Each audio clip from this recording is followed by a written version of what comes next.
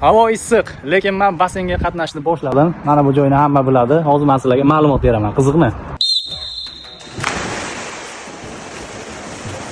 7 yoshdan 18 yoshgacha bo'lgan bolalar uchun 1-iyundan basseyn to'garaklari boshlandi. Bu qayerdadir Buxoro, Navoiy, Samarqand emas, o'zimizni G'ijduvonda.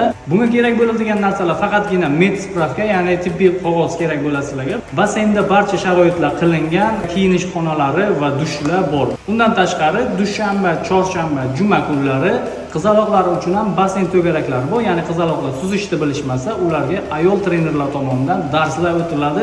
Hech qanaqa cho'kish yoki boshqa holatlar kuzatilmaydi, chunki barchasi trenerlarning nazorati ostida. G'ijduvon sport maktabiga tegishli basseynda muntazam ravishda suzish mashg'ulotlari tashkil etiladi. Seshanba, payshanba, shanba kunlari o'g'il bolalar bilan men o'zim shug'ullanaman. Dushanba, chorshanba, juma kunlari qizaloqlarimiz uchun ayol trenerimiz shug'ullanadi. Men ham jiyanlarimni suzish sport turiga olib kelaman. Trenerlar zo'r, bemalol farzandlaringizni topshirsalaringiz bo'ladi. Menimcha eng zo'r sport turi bu suzish bo'lsa kerak.